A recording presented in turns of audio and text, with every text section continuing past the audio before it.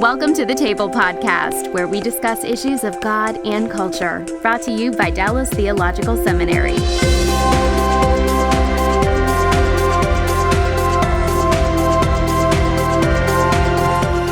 Welcome to the table. We discuss issues of God and culture, and our topic today is theological education, but it's theological education viewed through global eyes. And we have with us two people who are tied in both cases to different kinds of organizations that are very familiar with the situation around the world. Scott Cunningham and Michael Ortiz are my guests today. Welcome, Scott. Thank you, Darrell. And Michael, welcome to you. Good to see you, Darrell. Thank you for inviting us. Glad to do it. Michael is a colleague at Dallas Seminary as well. I'll have them introduce themselves in just a second, but we certainly, as you can tell, since I'm not in the studio, are transmitting this during the midst of the COVID-19 crisis. And although we don't want to talk just exclusively in terms of COVID, we want to also address just the general condition of seminaries globally and theological education globally as well. It's hard to talk about it these days without either thinking about the impact of COVID-19 and probably the post-COVID-19 impact on schools as well, that I think both are seen as very much a reality for theological education in general. So, Scott, I'll let you introduce yourself first. You are tied to an organization called Ortiz Council, if I'm not mistaken, and so tell us a little bit about the council and your role in it. Yeah, so my wife and I began ministry overseas in the country of Nigeria, where we trained seminary leaders.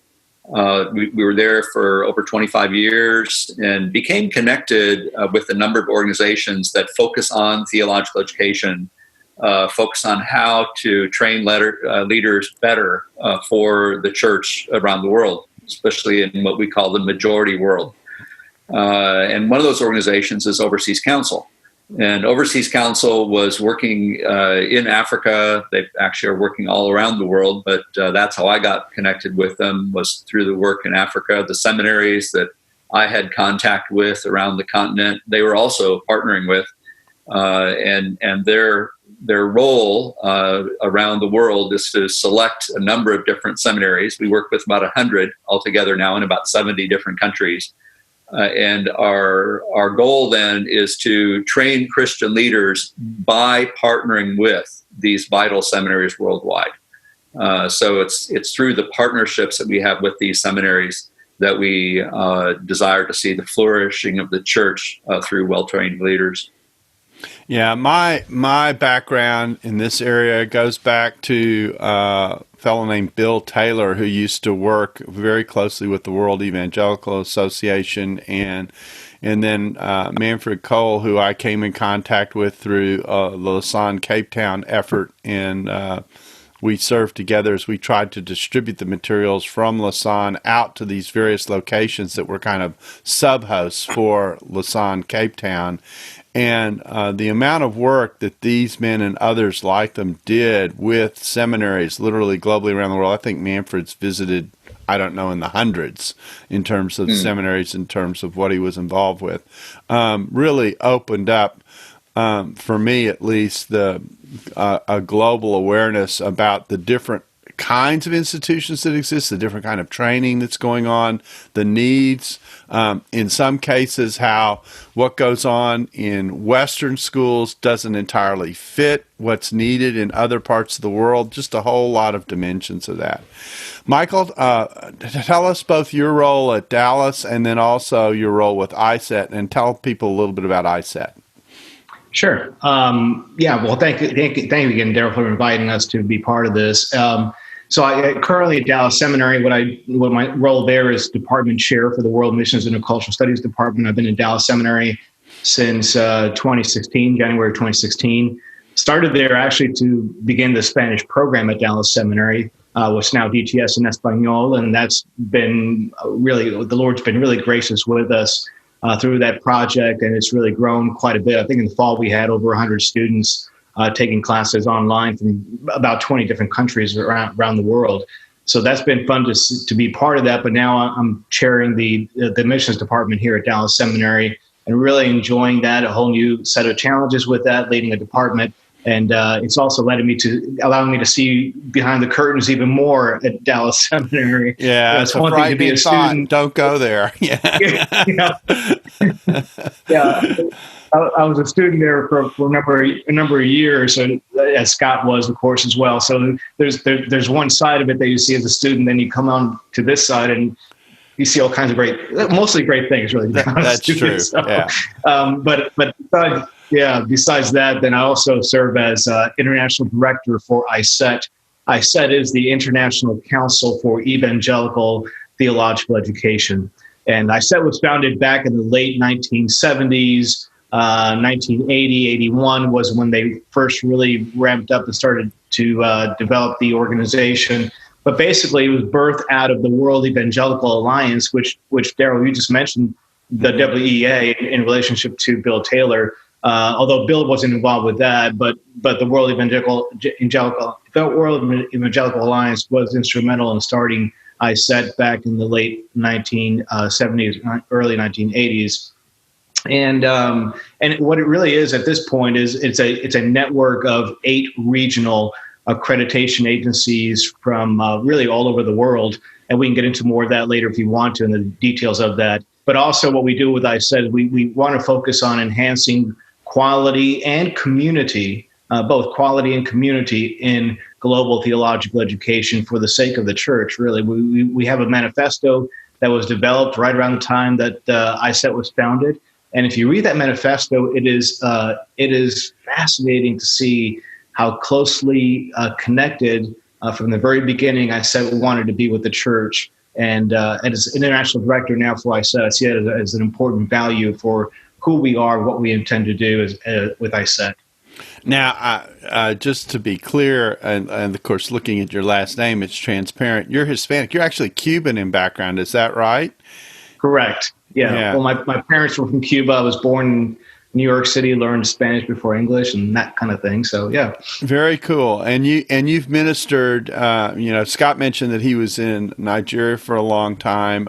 You have been in and out of Cuba multiple times before, and that really fueled your global interest. Did I have that right as well? Yeah, that's correct, Darrell. I mean, when I was at Dallas Seminary, just about to finish up my THM there, I was introduced to Cuba, and in terms of missions work in Cuba, and started going there in right around 2007 or so. And I've been there about 25 times approximately over the last number of years. But over the years there, the Lord has allowed me to really minister in and through and with the seminaries that are in Cuba, and a large number of them there. That's a whole nother story if we want to get into that. But in essence, we were instrumental in starting an accreditation agency in Cuba that eventually developed a relationship with CETA, which is the Caribbean member for ISET. And of course, Overseas Council and Scott Cunningham and Josue Fernandez, many other people have been really heavily involved in Cuba as well. So it was a way to introduce me to theological education in a really rather smaller setting, and then from there expand from there. And I take it that some of that relationship came through SETECA, which was a seminary in Guatemala City, Guatemala, and has been very involved in ministry in Latin America in general, Spanish-speaking. Actually, the Spanish-speaking world, period. I mean, that stretches to Spain. Correct. Yes, that's correct. So, and part of the point of going through that detail with both of you is to show that your ministries have really been global from the very, very beginning in terms of what you were doing and been involved with. Scott, let me ask you this question. Overseas Council, I take it, advises theological education globally. Advises is an interesting word. Fill in the details. What does that mean? What does it take to advise seminaries around the world? And I take it that, for lack of a better description, the contextualizing of theology is extremely important to the work that you do. Yeah, that's a good point. All good points, Darrell. The word we use is partnership, and that doesn't tell you anything more than advises, does it? In one sense it does, because it gets at the idea of you come alongside, and this is not a paternal relationship, which is important to underscore. That's right. So we would be very strong proponents of what we would think of as mutuality. Where we bring something to the table, and other people also bring something to the table. We may set the table, but other people are bringing into it also. And so a lot of what we've learned about theological education doesn't come from within. It comes from our partner seminaries, who are just some of them doing a fantastic job. The organization started primarily as a fundraising agency to supply funds from the West to a seminary in Korea. And so the name Overseas Council was actually the Overseas Council of the Seoul Theological College. Where overseas actually meant the U.S. And how far back did that go? Well, that's more than 40 years ago. Okay. All right. But it was businessmen in Indianapolis who saw that one of the needs of a seminary in Seoul, Korea, was for funding for students. Okay. And so that was the origin. And that is important to acknowledge, because we still see that the resources of the West can still be used in a legitimate way to assist where there are seminaries that lack resources. Okay, that's a legitimate thing. Now we have to think carefully about stewardship and overdependence and unhealthy dependence and so forth like that, but still legitimate. But what we saw in the growth of the organization was that oftentimes schools needed more than money. In fact, sometimes they didn't need money at all. What they needed was advice. They needed learning. They needed to learn how to do something better, to work smarter. And so that's when we began moving more in the direction of what you would call consultation or advisement. We began to provide training for seminary leaders. We now have a network of what we call our regional directors, international regional directors. Michael mentioned one of them, Josue Fernandez, who's our regional director for Latin America and the Caribbean, whom he works with in Cuba. And those regional directors are indigenous. They know the language, the culture, the people, the networks. They can leverage resources that are local within the context. And then they partner with the seminaries that we've selected. So it is, one of our values really is a contextual nature of theological education. I think earlier on you mentioned, Darrell, that these are not necessarily seminaries that you would find in the United States. It's not like we take a Dallas seminary and we airlift it, and drop it into Medellin, Colombia, or Havana, Cuba. That would be some plane that could do that. But anyway. Yeah. Well, and not only could we not do that, we don't want to do that. Exactly. Okay. Yeah. It's when you think about I just watched a documentary on Frank Lloyd Wright, a great architect of the last century in the U.S. But the beauty of his architecture is that it blends into the context. So you could take one of his outstanding buildings, an office building in Chicago, and you take that building and you plunk it down in the middle of a desert in Arizona, and now it becomes bad architecture. It's not contextually relevant. It doesn't fit the landscape. Mm-hmm. And so a lot of what we do is try to help schools think about, well, what fits in your context? And what we mean by that is, what are the needs that your seminary is responding to with the needs of the church? How do you understand the church? How do you understand the needs for the leadership in the church? Christian formation in the church? And then how do you design programs that particularly respond to those needs with the resources that God has given you to steward in your context? So we're very strong on the contextual nature of theological education because we understand it as missional. It's serving the needs of the church. So an understanding of the needs of the church and partnership with the church is critical in our understanding of what sound theological education looks like. We'll come back later to discuss some of the unique curricula that generates, because I think that will be fascinating to some people. Michael, let's talk about what you're engaged with. I've watched you on multiple Friday mornings, bright and early, because you're dealing with time zones. I mean, one of the challenges, obviously, of doing global ministry is, people occupy all the time zones around the world. And so, to put together an event, you're up at, I think it's 8:30 your time. It's 7:30 my time in the morning, dealing with these weekly calls that you've been leading over ISET, interviewing people globally around the world. I think you've just about touched every continent. I'm waiting for the interview on theological education in Antarctica. But other than that, be one cold interview. But anyway, stay tuned, Darrell. That's exactly right. So, the challenges that you have about helping people with theological education, I want you to help address us kind of in an overview way of the different kinds of seminaries that we're dealing with here, because I think most people, particularly in the West, that they think about a seminary, they think about a richly resourced, technologically capable, educational institution, mostly dealing with graduate students, or certainly those of a college education layer or level. Talk about how that is not necessarily what's going on in a majority world context. Yeah, well, that's perfectly true, Darrell. What happens is when we in North America, in the West, we normally use the word seminary. We are thinking about graduate level work, students that have already achieved a bachelor's type of degree, and now they're moving on to a seminary postgraduate work program.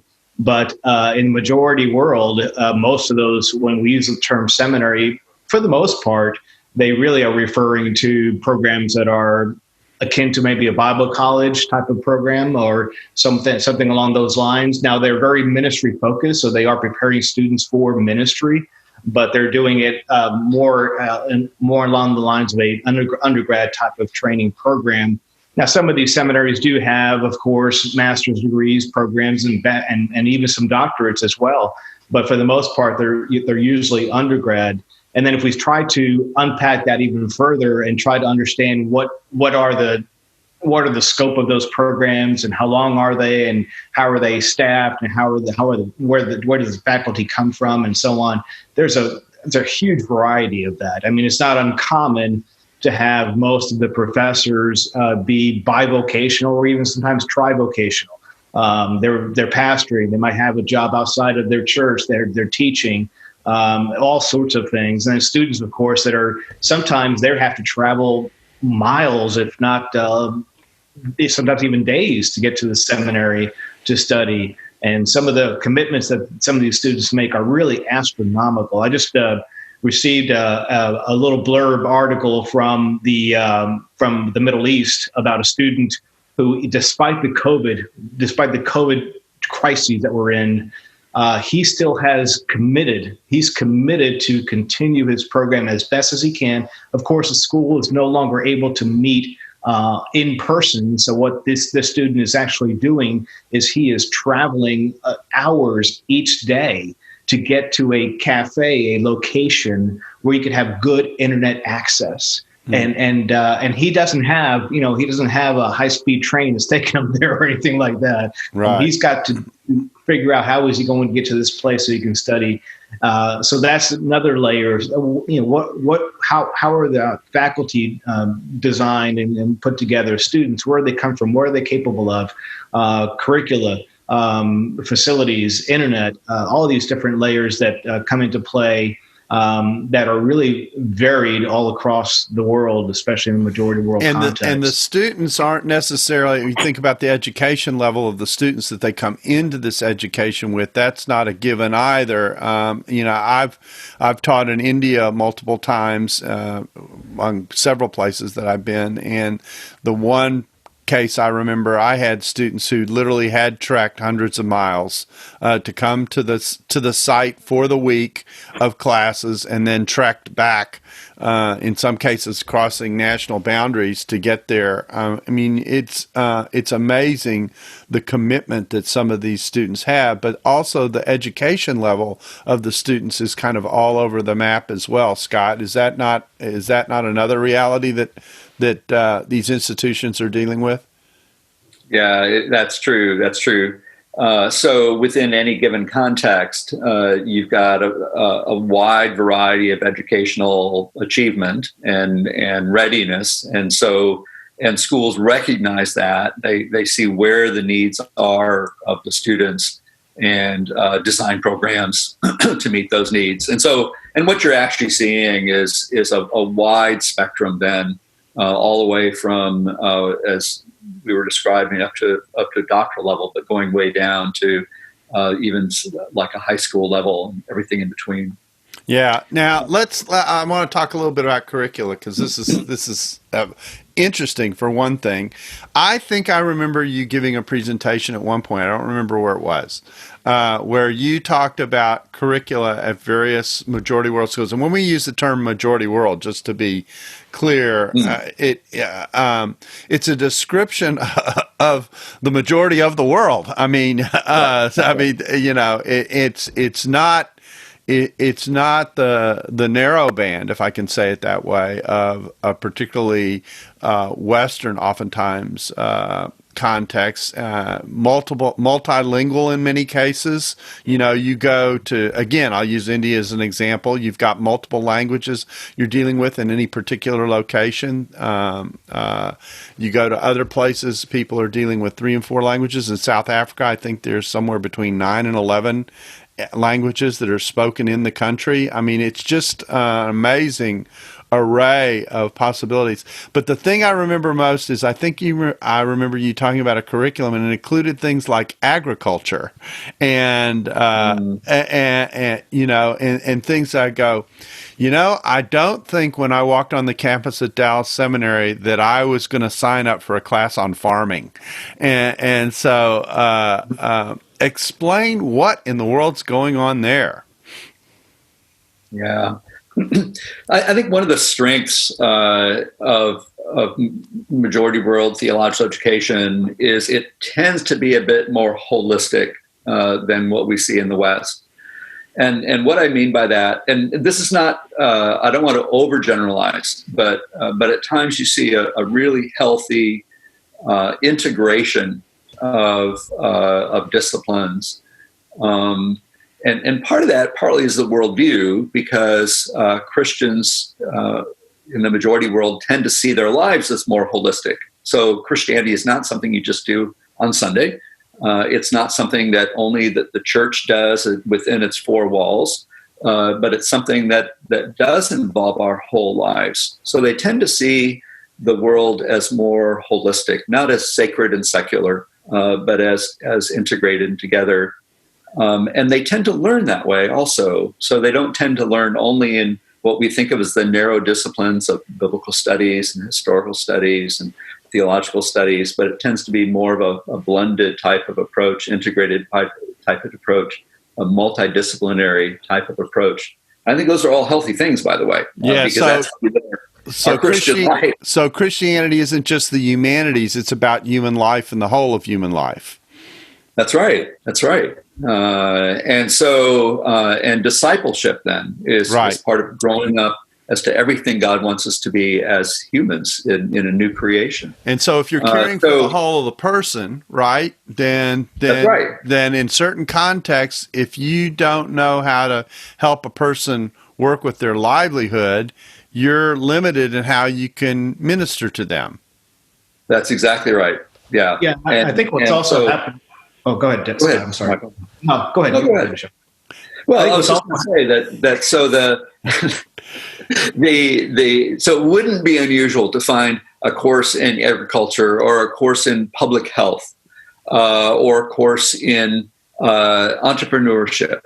Those are not unusual kinds of courses that you would find within a seminary context. Michael mentioned the fact that a lot of times the leaders are bivocational. And so when you prepare a leader, you're not only preparing him for the pulpit, but you're preparing him for the farm as well. And so we see programs where an agricultural program is blended with a professional theological program into one. Go ahead, Michael. Well, I was just going to add a little bit to that as well. I think Scott's raising some great points. I think what also happens is that oftentimes, because the professors are usually bivocational or sometimes trivocational, they're pastors as well. So they are leading churches, they're leading congregations, sometimes multiple churches. So they have a distinctive pulse on what's going on in their communities. And so when they come into the classroom or they deliver material within the classroom in a lot of these locations, they are very sensitive to what's going on in society and what the churches really need. And so at a certain level, we can talk about this gap that exists between theological education and the local church. And that gap has existed there for quite some time. But I think what I find is in a lot of the majority world contexts, that gap might be not quite as wide as in the West sometimes. And that's for a variety of reasons. We've touched on some of those already. And of course, some of these church leaders, I think I remember this from my experience in the Caribbean, is they aren't leading a single congregation. They're actually they have a circuit. They're like the Methodist circuit rider, who had right. several congregations they're dealing with on a particular Sunday, for example, or during the week, and covering it that way. And this practical role makes them inherently, and I think the African American community in the States is the closest example of this, automatically puts them in a social role in the context in which they work, which makes them important citizens in general, not just in connection with their churches.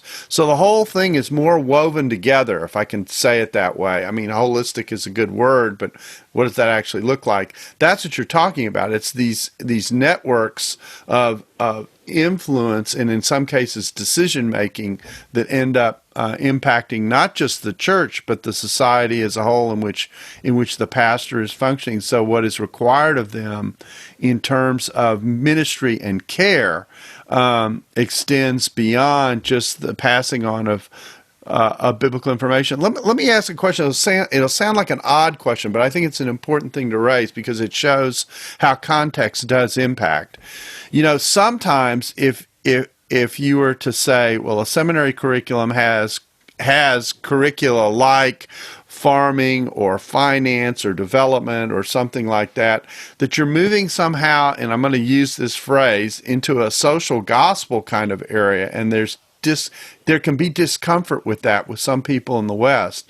But that's not really what that represents. It really represents this connection to life thing that we've been talking about that is so important to ministering effectively in pastoral care for your people. Scott, develop that a little bit, because I think that's a misunderstanding that sometimes can come about, well, are they really doing the work of a seminary? Mm-hmm. Yeah, so again, if you think about what the needs of the church are and who's going to supply those needs, who's going to meet those needs, and you look at what a leader needs to be within a particular context, you want to equip that leader with everything that he needs. You don't want to leave those gaps. And so that's why you do need to provide education, training in areas that we wouldn't think of as needed for a Christian leader. But in those contexts, if we don't provide that kind of training, then they don't get it. And yet for the church to flourish within that community, those are the kind of skills that a Christian leader needs. I don't know how else to describe it, but it has nothing to do with what we would call the social gospel, except that they do see the gospel as holistic, also as impacting every part of their lives. Which, of course, is just solid theology in terms right. of the way God works. So, okay. So, Michael, I want to shift gears a little bit. I think we could talk about two kinds of seminaries. We've talked about the seminaries that are very much like the West, I said, are reasonably well resourced. I know that Overseas Council has helped many seminaries, but what you might call hub seminaries in different regions, develop their resources, build buildings, classrooms, chapels, that kind of thing that really allow them to function fully. I mean, Sateca is like this. I know the Jordan Evangelical Theological Seminary in the Middle East is an example. I mean, there are loads of examples that we could bring forward. But then there are, I'm gonna use this figure. They're the mom and pop theological seminaries. They aren't quite as well resourced, etc. What particular challenges are they facing in this particular moment? And frankly, challenges that appear, if they're not actually completely overwhelming to those institutions because of the limits that they're operating with and the limits that the current situation has placed them under. Yeah, and I think that we could back up a little bit and just also recognize that most seminaries around the world, even those that you mentioned that are some of the larger ones, they still operate on fairly thin margins as it is under normal circumstances. Very good. So they are already operating on a tight budget. Hence, you have professors that are bivocational and tribal and so on and so forth. What's happened now is that, and the other part to this that I've discovered also, Darrell, as I've interacted with the folks that I'm talking with on Friday mornings, is that it is fair to say that theological education has typically had disruptions and challenges along the way. We live in that climate, in that atmosphere where there are challenges that are going to come to theological education. The way I view COVID-19 is it's an additional layer of disruption challenge that has fallen upon global theological education. So if you have limited resources on the one hand, and you have a seminary that might be operating in a very restricted country on another, both of which you might regard as restrictions in one way or another, right. You add COVID-19 on it, which takes away your community and your ability to function in the normal ways that a community would function. That is that is an incredibly thick layer to put on top of what is already a disruptive situation. That is exactly right. I mean, if you want to use like a football metaphor, American football metaphor, it's like you're about to cross the goal line, but the defense is now allowed to have 20 players on the field, not just 11. That's a frightening image, right? So that's the way I see some of what's happened with COVID-19 at this point in time, and there's a whole host of issues that I've discovered everywhere. Anything from seminary leaders talking about counseling. How is it that we can counsel not just our students but our professors? Because professors now are restricted with their own personal income because they don't have the income for the seminary anymore, and they're isolated. They're at home. They can't get out. They can't interact with folks. They're wondering what is life going to be like at this point moving forward. Of course, the finances is also a significant challenge for most of these seminaries around the world. A lot of the seminaries, through the work of Overseas Council and scholar leaders and other organizations, they have developed strategies to be able to assist with their finances. So they have developed strategies that will not only have first stream, second stream, but third or fourth stream revenue sources. Well, those third and fourth streams revenue sources, those are gone. Mm-hmm. They're just not available at this point in time. An example of that is a conference center, or using your facilities to host events.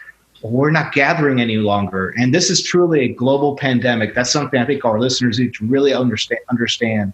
This is, well, we see it on the news, but man, when you start to talk to folks from these different continents, different parts of the world, you realize this is the real deal. Yeah, I mean, if you just look at the map of the impact of the virus, I think the second nation most hit right now is Brazil. The third is Russia. There was a time when we were only talking about Italy and Spain. Right. India is now also erupting. So, I mean, it's just, that's the hard part of it. And of course, we talk about our warm weather situation here in the hopes that that might have a positive impact. But now you've got the southern hemisphere, which is going into their winter and fall season, which makes it exchangeable as you move from season to season, from north to south. I mean, it is a massive problem. Scott, what would you add to the challenges that seminaries are facing, particularly all the seminaries are certainly challenged for resources at a global level, but certain communities are more challenged than others. Yeah. So Michael was talking about the financial challenges. That's one whole bucket. Okay. So as he was saying, the disruption of the normal revenue streams. I mean, if you don't have churches that can't meet together, and unfortunately, in many of these contexts, you cannot pay your offering online. Mm-hmm. And so the churches don't have money to support the students or the seminary. So that's one stream of revenue that's gone. Students don't have their jobs anymore, so they can't pay their tuition. They can't do local fundraising, and the fundraising that they were doing in the West is also drying up.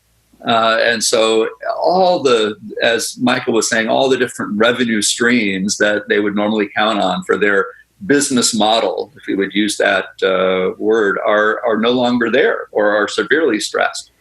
And that would be across the board. So financial disruption is one. The other is the educational disruption. Okay. And this is the disruption caused by the fact that we can't meet together. It's happening, of course, all around the world. Schools have been closed and so forth, or severely restricted. And so many schools have already begun using online or remote education, and that has given them a sort of a leg up, an advantage if they've already started that. But there are a number of schools that haven't begun that yet. And so they had to quickly shift over to what we call emergency remote training. Oh, wow. What a phrase. Yeah, like next week. ERT. We're going to and so, we find out there's something called Zoom, and everyone's using an app called WhatsApp, which is not common here in the U.S., but overseas it's very common. Absolutely, yeah. Which does provide things, even if you don't have internet. If it's on your smartphone, you can use WhatsApp. But the limitation there, of course, is that most internet usage in the majority world is data use driven, which is costly. And so, again, the model is different in different parts of the world. So you sit there and you say, well, one of the challenges, a school may be capable of delivering over the internet, but the student may not be capable of receiving that delivery. That's exactly. And if they are capable of receiving that delivery, it actually becomes more expensive for them to pursue their education because they're literally buying gigabytes at a time. Exactly. And so that becomes a real challenge. I know when I travel internationally, I often get a SIM local to that country just to facilitate things, and I'm having to buy as I go. I mean, and so that becomes its own separate challenge. It's not like here where you may pay a set rate and you may have unlimited, and so that doesn't work, generally speaking, overseas. Yeah, so that whole move to remote training, remote education, although it's assumed here in the West that becomes a viable alternative, although even here, we have hiccups with faculty who are not sure how to do this. Do I just record my talking head online? Yeah. Oh, man, that's embarrassing. Don't go there. So what do we do? Yeah. But those problems are exacerbated in many majority world contexts where you have limited technological infrastructure, where it's costly, and you have limited familiarity with technological training and learning. And so all of those make it so it's really a challenge to shift over to teaching through technological mediated means. and that's part of the reason why Overseas Council exists. It's part of the reason Michael does what he does with the ISET network, is to try to help schools take steps in that direction to maintain their mission within this dynamic, changing context. Yeah, I just to mention one other thing that's come up, and then we're going to have to wrap up. There was a segment I wanted to do on kind of, okay, so what does the future look like? But I think we're just going to have to dedicate 46 minutes to that question, and plus give you all a little time to see how that falls out, because everyone's kind of flying blind these days. You mentioned the Internet Cafe, which is another thing that most people in the West are perhaps not that familiar with. Probably the best analogy in the West is to think about how people gather at Starbucks, to use their own personal accounts. But that's not an Internet Cafe. An Internet Cafe is a place that has Internet capability that you go and I take it you pay to use their facility. So again, another expense. And it's guaranteed to give you whatever internet capability is delivered, but it's not the same as working in your living room. And you might have to travel to get there, etc. So that's a whole nother layer of this alternative way to connect if you can't gather.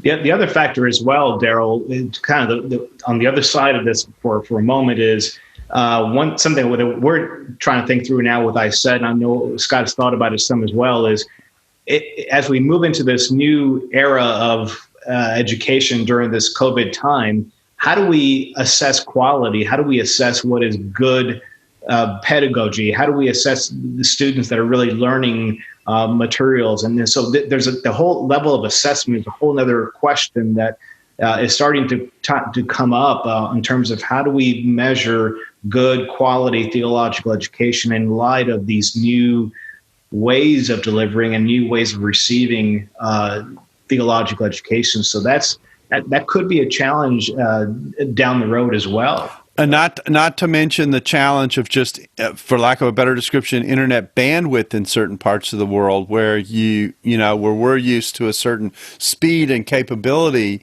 that the internet possesses that may not be a given in certain parts of the world as well as the consistency of the electricity and things like that. I mean, it's just.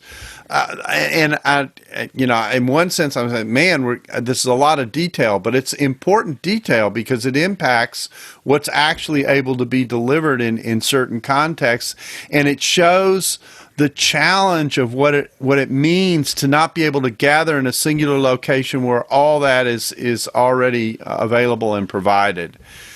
Well, our time has flown. I want to thank you all for this kind of dip of the toe in the water of global theological education in terms of the challenges that are involved. I'm sure I'm going to ask you guys back to talk about kind of the other half of the story, which is where we may be headed as a result of all this and the kind of changes that might be coming that people are having to wrestle with on the other side. But I think this introduction to the way in which theological education has to work with these variety of factors and variety of realities, and even the different way in which theological education takes place, will help people get a sense of the challenges of what global theological education is involved. And we certainly thank you for your ministry and service to your respective organizations and to what that means to theological training around the world. So thank you, Scott and Michael, for being a part of our discussion today. Thank you. Yeah. And we thank you for being a part of the table. We hope you'll join us again soon. If you have a topic that you would like for us to discuss on the table, please feel free to contact us at the Hendricks Center at Dallas Theological Seminary. We'd love to consider it. We're always looking for new topics. And as you can see, we really intend to cover what's going on between God and culture globally. And certainly today has been a serious look at that question. So we thank you for being a part of the table and hope you'll join us again soon. Thanks for listening to the Table Podcast. For more podcasts like this one, visit dts.edu/thetable. Dallas Theological Seminary. Teach truth, love well.